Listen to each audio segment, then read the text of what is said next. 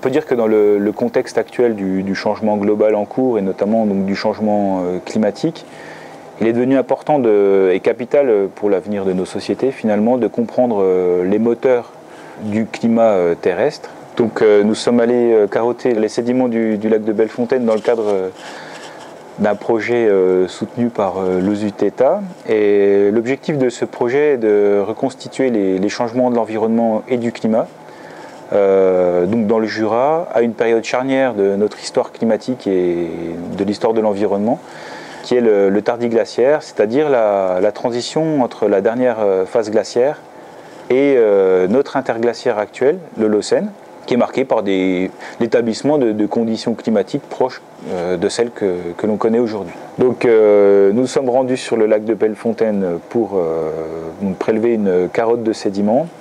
Dans ces sédiments, on va retrouver tout un tas de marqueurs, de descripteurs de ces changements du climat et de l'environnement. Donc ça peut être des descripteurs biotiques, des restes de la faune et de la flore, mais aussi des restes, des indices abiotiques. Donc ce sont les caractéristiques physiques et chimiques du sédiment qui vont nous renseigner sur les conditions qui régnaient à l'époque.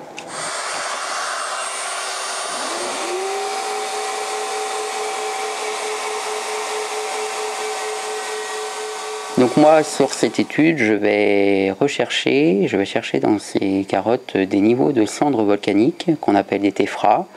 Donc voilà, le premier objectif, c'est d'arriver à les détecter et une fois détectés, les échantillonner et d'essayer de savoir d'où ça vient.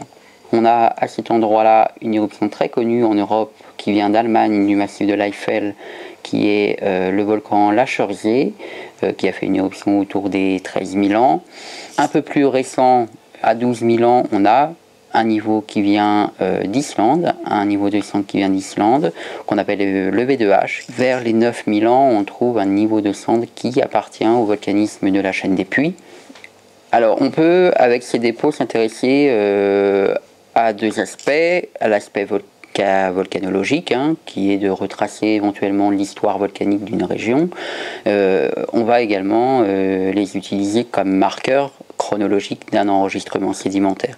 À l'échelle de l'enregistrement sédimentaire de ce tronçon, qui fait 1 mètre et qui couvre peut-être 3000 ans, une éruption qui dure 2 jours, sur cette carotte, c'est vraiment un repère chronologique et fiable en tout cas. Donc pour moi, mon domaine de spécialité, c'est de travailler sur les restes fossiles d'une famille d'insectes qu'on appelle les chironomidés. Ce sont des sortes de petits moucherons qu'on peut retrouver autour des lacs ou des rivières, souvent qui vous embêtent parce qu'ils tournent autour de votre tête. Le développement larvaire de ces chironomidés est aquatique et passe par 4 stades successifs.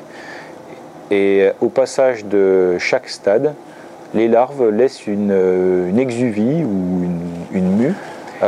Et ce sont les parties bien chitinisées, c'est-à-dire une espèce de carapace de ces mues qu'on va retrouver dans les sédiments parce qu'elles se conservent très bien, elles sont très solides. Donc elles vont pouvoir résister au temps, se déposer dans le sédiment, on va pouvoir les retrouver même après plusieurs milliers d'années. Après extraction de ces restes d'insectes et identification au microscope, on va pouvoir reconstituer l'histoire des communautés de chironomidés en fonction du temps. Et puis on va regarder pour chacune des espèces de chironomidés leurs préférences actuelles vis-à-vis des conditions climatiques. Donc grâce finalement à ces assemblages de chironomidés, ces communautés anciennes de chironomidés et leur évolution au cours du temps, on dispose d'une espèce de paléothermomètre qui va nous permettre de reconstituer l'histoire du climat sur des échelles millénaires.